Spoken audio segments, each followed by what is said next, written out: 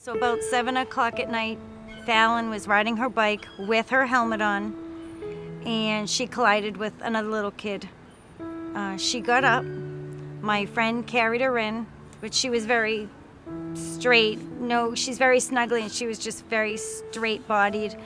And she said her head hurt, so we took her in, sat her on the counter, took her helmet off, checked her, no bumps, no bruises, nothing. Gave her a teaspoon of Tylenol and an ice pack, and she was only 5. I let her rest on the couch. She woke up an hour and a half later, screaming bloody murder.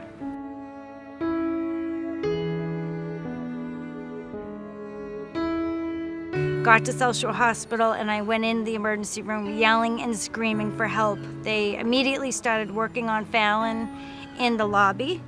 They took her in the back, and they started working on her, cutting her bathing suit off, and from there she went in for a CAT scan. Something about the case just made me nervous, so I went over with the nurse, and Fallon was put in the CAT scan machine, and I remember distinctly standing in the booth with the CT technologist, and as she was going through the CAT scan, the images start popping up on the screen. And I remember looking and turning to the CT technologist, and we both immediately were looking at the images that were coming up and realizing this was a significant bleed.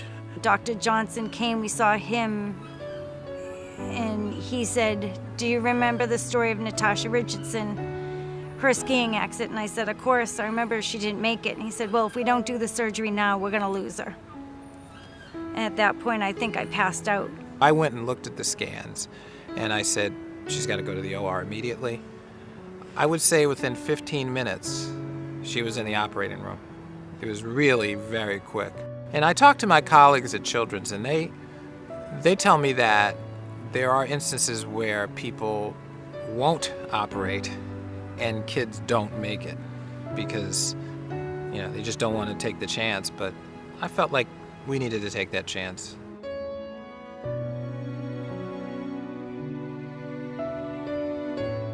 Took her right from the operating room table, put her on our stretcher, and we were ready to go. I think that's what happens in a lot of these cases with epidural bleeds is they're not recognized until it's too late. In this case here, it was recognized quickly by the staff at the South Shore and dealt with.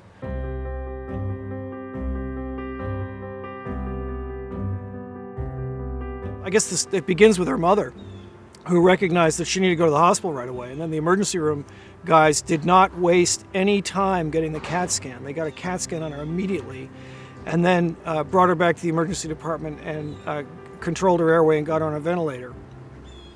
We had a very skilled anesthesiologist, a very skilled nurse anesthetist, an excellent surgical technologist, often the unsung heroes of cases like this.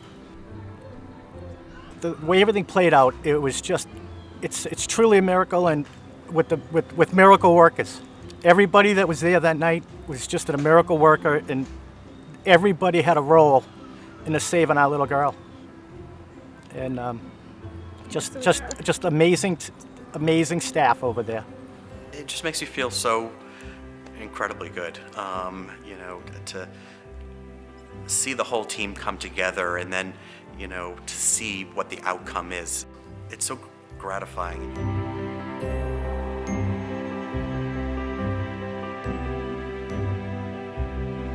It's great to know that people appreciate what we do, but more importantly, it's great that she's doing well. That she doesn't have any deficits as far as I can tell. She seems to be a completely normal child. That's always gratifying. And I've seen her mother around town, and she's just very grateful. That can't help but make you feel good about what you do.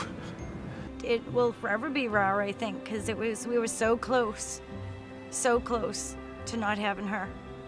And the gratefulness on our part will always be there to everybody, all the wonderful staff that took care of her. So we are forever grateful, and we just can't say thank you enough. You gave us our little redhead back. It's our little redhead.